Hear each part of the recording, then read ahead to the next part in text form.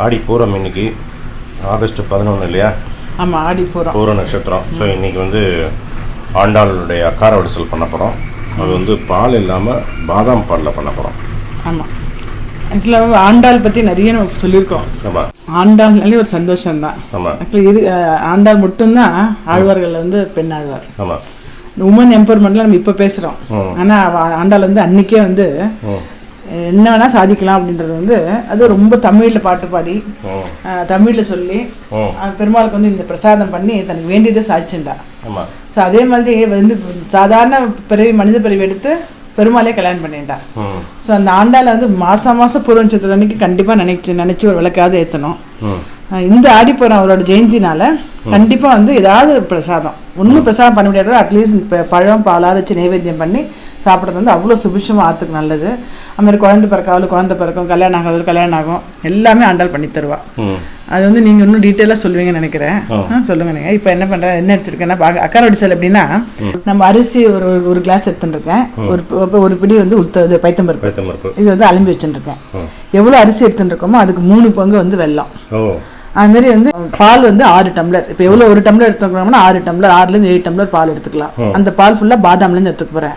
அதுக்கு பாதாம் வந்து எவ்வளோ எடுத்துருக்கேன்னா இப்போ ஒரு டம்ளர் ரைஸ் எடுத்துட்டேன்னா அதுக்கு அரை கப்பு வந்து பாதாம் அந்த கலரில் எடுத்துட்டுருக்கேன். கொஞ்சம் வெள்ளத்தை கம்மி பண்ணிட்டு கொஞ்சம் இந்த டேட்ஸ் எடுத்து வச்சுருக்கேன். இப்போ என்ன பாதாம் நல்லா மிக்சியில் அரைச்சி நிறைய பால் எடுத்துப்பேன். மீன் டைம் வந்து இதை வந்து கொஞ்சம் ஒரு ஸ்பூன் நெய்யை விட்டு வறுத்துக்கிறேன். இதை சூப்பர். பாலே இல்லாமல் அக்காரவடிசல். ஆமாம், இதுதான் இதில் பண்ணியிருந்தேன்ல மாஸ்டர் தான் பண்ணியிருந்தேன். ஓகே.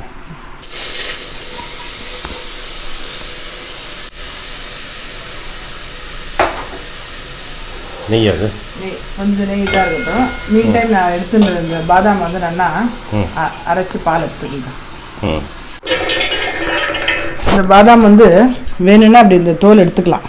தோல் எடுத்து அதை ஊற வச்சோடனே ஆட்டோமேட்டிக்காக தோல் வந்துடும். வேணும்னா தோல் எடுத்துடலாங்க. வேணும்னா தோல் எடுத்துடலாமா? அது இப்போ தோல் எடுக்கலாம்னா வச்சுங்களேன், பால் வந்து கொஞ்சம் கலராக இருக்கும். வெள்ளையாக வேணும் அப்படின்னா இந்த தோல் எடுத்துக்கலாம். அப்படியா? ஆமாம், நான் எடுத்துக்கல. இப்போ இதில் நல்லா 2 கிளாஸ் ஜலம் விட்டு நல்லா நைஸாக அரைச்சிக்கிறேன். ஓகே. இதுலேயே பேரிச்சம்பழத்தை போட்டுருக்கேன். கொஞ்சம் பேரிச்சம்பழம் போட்டுருக்கேன். ஒரு 5 கிளாஸ் இருக்கும் பால் எடுத்துக்கிட்டேன். 2 தடவை இதில் அரைச்சிருக்கேன். ஆமாம், அரைச்சிட்டு இந்த இதில் வந்து நல்லா வேகட்டும். வெந்ததுக்கப்புறம் டேட்ஸ் போட்டு அரைச்சிட்டுருக்கேன் இல்லையா, அதையும் கொஞ்சம் விட்டுட்டு வெல்லமும் போடலாம். எல்லாருக்குமே தெரியும் ஆண்டாள் வந்து துளசி வனத்தில் வந்து பெரியாழ்வார் வந்து ஸ்ரீவில்லிபுத்தூரில் கண்டெடுத்தான்னு சொல்லியிருக்கீங்க. அந்த அது வந்து இந்த பூர நட்சத்திரம் இதனால வந்து அப்படி இதுவாக இருக்குது. இதனால ஏதாவது காரணம் இருக்கும் இல்லையா? அம்பாள் வந்து ஆண்டாள் வந்து இந்த பூர நட்சத்திரத்தில் இது பண்ணியிருக்கான்னு போது ஏதாவது இருக்கும் ரீசன். என்ன ரீசன் அது? பூர நட்சத்திரம்ங்கிறது பூர நட்சத்திரத்துடைய அதிபதி வந்து சுக்கிரன். பூர நட்சத்திரத்துக்கு சுக்கிர பகவான். இந்த சுக்கிரனுக்கு வந்து குணாதிசயங்கள்ல முக்கியமான குணாதிசயங்கள் என்னன்னா சுகமான வாழ்க்கை. அப்படியா? ஆமாம், சுக்கிரன் அப்படின்னா சுகமான வாழ்க்கை. இந்த சுகமான வாழ்க்கை அப்படிங்கும்போது எல்லாமே அடங்கிட்டதில்ல. இல்லறம், கணவன் மனைவி அந்யோன்யம், குழந்தை பாக்கியம், நல்ல தாம்பத்தியம், நல்ல மனைவி மக்கள், அந்த மாதிரி. அதனால தான் பூர நட்சத்திரத்துக்கு வடிவத்தை கொடுக்கறது வந்து கட்டிலோட கால் வடிவத்தை கொடுத்துருப்பான். படுக்கை, கட்டில், மெத்தை, தூக்கம், சுகம், இதெல்லாம் சம்பந்தப்பட்டதான் சுக்கிரன். ஸோ இதெல்லாமே வந்து நம்ம இந்த வாழ்க்கைக்கு வந்து ஒரு தேவையான விஷயங்கள். ஆனால் ஆண்டாள் பற்றி நினச்சோம் அப்படின்னா இதுலேருந்து வெளியே வரணும். ஆனால் நம்ம வந்து ஃபஸ்ட்டு ஸ்டெப்பு. ஆனால் ஃபஸ்ட்டு ஸ்டெப்லேருந்து வர்றதுக்கு நமக்கு வந்து ஆண்டாளோட உதவி வேணும். ஸோ ஃபஸ்ட்டு வந்து நம்ம வந்து இந்த பூர நட்சத்திரத்தில் பிறந்த அவதரித்த அந்த ஆண்டாளை வேண்டிக்கணும். என்னைய கூட்டின்னு போ, உன்னோட பாதையில் என்னைய கைப்பிடிச்சி கூட்டின்னு போ அப்படின்னு ஆண்டாளை வந்து ஆண்டாளோட இடது கை இருக்கிற இடது தோளில் இருக்கிற கிளிகிட்ட கேட்கணும். ஆண்டாள்கிட்ட ரெக்கமெண்ட் பண்ணு அப்படின்னு. கிளி வந்து பேசும் ஆண்டாள்கிட்ட. ஆண்டாள் திருப்பி வந்து கிளிகிட்ட பரவாயில்ல ஜெயஸ்ரீ பரவாயில்ல சேர்த்துக்கலாம் அப்படின்னு கிளிகிட்ட சொல்லுவாள். அந்த கிளி போய் பெருமாள்கிட்ட சொல்லும். ஆமாம், இந்த கிளி போய் பெருமாள்கிட்ட சொல்லும், பரவாயில்ல ஜெயஸ்ரீ நல்லவளாக தான் இருக்கா, சேர்த்துக்கலாம் அப்படின்னு சொல்லும். அப்போ கை பிடிச்சி ஆண்டாள் உன்னை கூட்டின்னு போகும்போது பின்னால் நானும் வருவேன், என் கை பிடிச்சி கூட்டின்னு போயிடும் நீ. அதுதான் கரெக்ட் இல்லை? ஆண்டாள் சேவிக்கிறது வந்து எல்லா பாக்கியமும் கிடைக்கும். எல்லாரும் வந்து ஆண்டாளை பிடிச்சிக்கணும் அப்படிங்கிறாங்க. நல்ல கணவன் அமையறதுக்கும் சரி, நல்ல மனைவி அமைக்கிறது, நல்ல வாழ்க்கை அமையறதுக்கு. அது வந்து சீமந்தன்ற கான்செப்ட் வேறு இருக்குது சொல்லுவாங்கல்ல. வளையல் மாலை போடுவோம், நம்மளும் போட்டுவோம் அப்படியே. ஆமாம், அது எல்லாத்துக்குமே வந்து மூல காரணம் வந்து பூர நட்சத்திரம். அந்த பூர நட்சத்திரத்தில் வந்து சுக்கிரன் இருக்கிறதுனால, அந்த சுக்கிரன் வந்து நான் முதல்ல சொன்னேன் இல்லையா, இந்த வாழ்க்கைக்கு வாழ்க்கைக்கு சுக்கிரன். அதனால தான் சுக்கிரன் வந்து களத்துக்காரகன் அப்படின்னு சொல்லுவாங்க. ஸோ இந்த பெண்களுக்கு, குறிப்பாக பெண்களுக்கு என்னென்ன தேவைகளோ அதை வந்து பூர்த்தி செய்யறதுக்கு ஆண்டாள். அழகாக வந்து திருப்பாவையில் வந்து அந்த பக்தி மார்க்கத்தை காமிச்சிருப்பான்.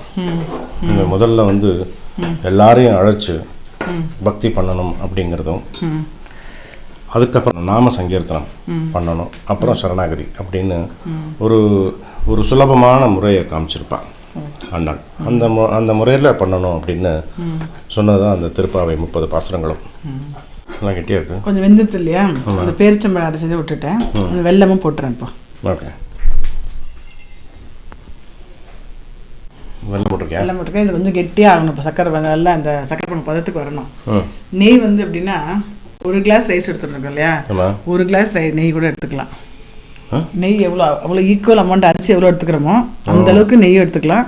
இல்லைன்னா அட்லீஸ்ட் பாதி, இப்போ பாதாம் பால் போட்டதுனால ஒரு பாதி எடுத்துக்கலான்னு இருக்கேன் நான், பாதி முக்கால் அளவுக்கு. முழங்கை வழிவார குடியிருந்து குளிந்தே லோரம் பாவாய்னு திருப்பாவையில் சொல்லுவா இல்லையா, 27 பாட்டில் கூடாரவெளியில். ஸோ அந்த மாதிரி இந்த நெய் தான், அதனால தான் அந்த வெல்லமும் ஜாஸ்தியாக போடுறோம். நம்ம 3 கிளாஸ் போடுறோம் இந்த நெய்யில். இந்த திருப்பாவை நினச்சும் போது அந்த திருப்பாவை பற்றி அதான் கொஞ்சம் சொல்லுங்க. திருப்பாவையில் வந்து 30 பாசுரங்களில் அவள் என்ன சொல்ல வரா அப்படிங்கிறத நான் புரிஞ்சுட்டது என்னன்னு சொல்கிறேன்.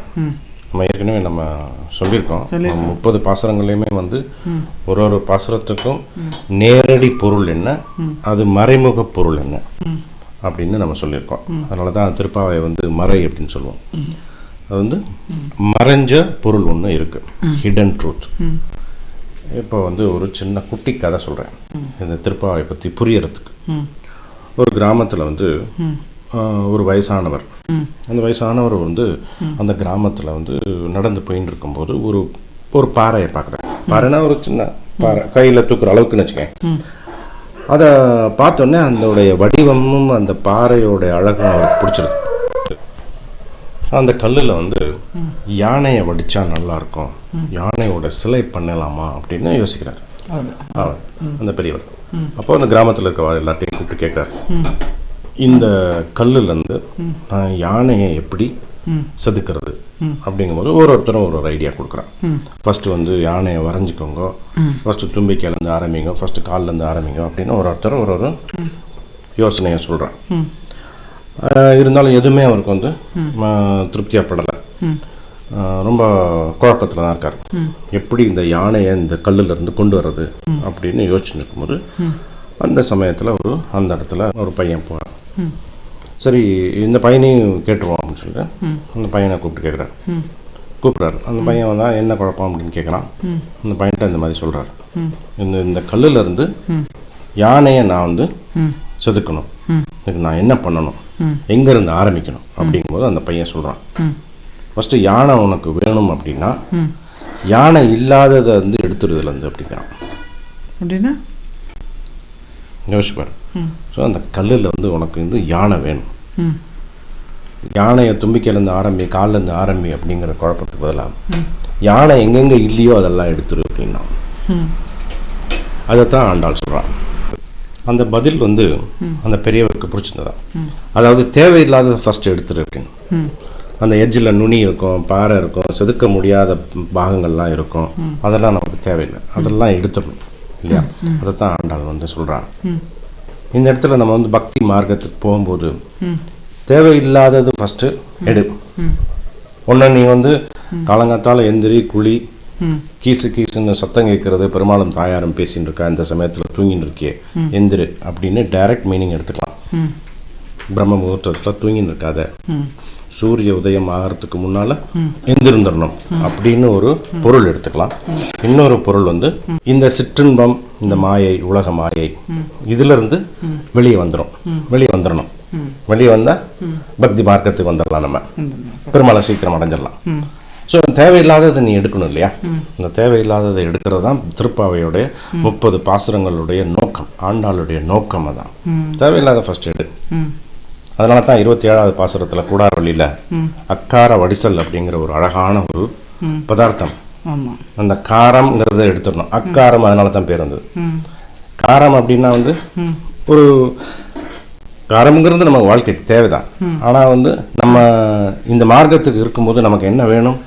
நமக்கு வந்து ஒரு இனிமையான ஒரு சுகமான வாழ்க்கை வேணும். அப்போ வந்து அதுக்கு வந்து நம்ம என்னென்ன வேண்டாம் அப்படிங்கிறதோ அதை கழட்டணும் அப்படிங்கிறாங்க.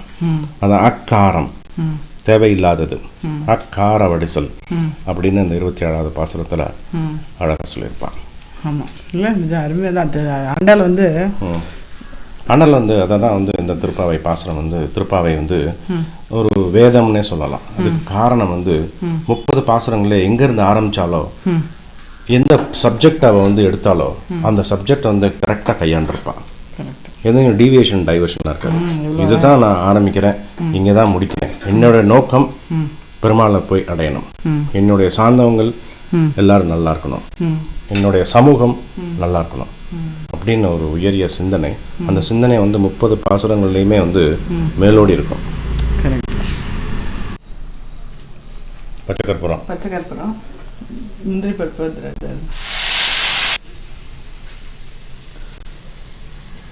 ஆண்டாள் சொன்ன அக்காரவடிசல் ரெடி. ஆமாம், கேட்டா என்ன அக்காரவடிசல்னா என்ன அப்படின்னு கேட்டேன். மாஸ்டர் ஆர்த்தி இருக்கா இல்லையா, கேட்டா அக்காரவடிசல் அப்படின்னா அது என்னன்னா காரம் ப்ளஸ் அடிசல் அப்படின்னு சொன்னேன். ஓகே, அது அடிசல்ன்றது வடிசல்னு எடுத்து சமைச்ச சாதம், ஆனால் காரம் இல்லாத அப்படின்ட்டு ஸ்பைஸ்ன்னு சொல்லிட்டு இந்த ஆண்டாள் பற்றி சொன்னேன். நல்லா கேட்டுண்டா. இப்போ சொன்ன ஆண்டாள் பற்றி சொல்லிவிட்டு ஆண்டாள் இப்படி வந்து தனக்கு ஒரு நல்ல வழி காமிச்சுன்னு பின்னாடி வரவாளுக்கும் ஒரு நல்ல வழி காமிச்சு அன்றைக்கே வந்து ஆண்டாள் வந்து அவ்வளோ நல்ல பண்ணி இந்த பிரசாதம் வந்து அவன் பெருமாள் கொடுத்தா. அதனால தான் அந்த பெருமாள் வடையும் பண்ணியிருந்தேன் அங்கே. சொல்லிட்டு அதை சொல்லியிருந்தேன். அப்போ வந்து கேட்டிருந்த மாதிரி இப்போ இருக்கிற ஃபுட்டுக்கெலாம் எவ்வளோ அட்வர்டைஸ்மெண்ட் இருக்குது. இதுக்கு வந்து அக்காரவடிசலுக்கு வந்து அந்த அரிசியும் பருப்பும், அரிசியில் இல்லாதது இந்த பைத்தம்பருப்பில் இருக்குது, பைத்தம்பருப்பு இல்லாதது அரிசியில் இருக்குது. ஸோ ரெண்டும் சேர்ந்து நம்மளுக்கு ஒரு நெய் அதெல்லாம் சேர்ந்து பேலன்ஸ்டு ஒரு இது வந்து உணவு. இது உடம்புக்கு ஒன்றும் பண்ணாது, அவ்வளோ நல்லது இது. அதனால தான் இத்தனை வருஷமாக, இத்தனை நூற்றாண்டு காலமாக இது வந்து புனிதமான உணவாக நினச்சி பண்ணிட்டு இருக்கோம் அக்காரவடிசல் அப்படின்னு. மிக்க நன்றி, வளமாக வாழ்க. ஓகே, ஆண்டாளுக்கு இன்னைக்கு அருமையாக வந்திருக்கு பிரசாதம். பிரசாதம்னா நல்லா வந்துடும். ஆமாம்.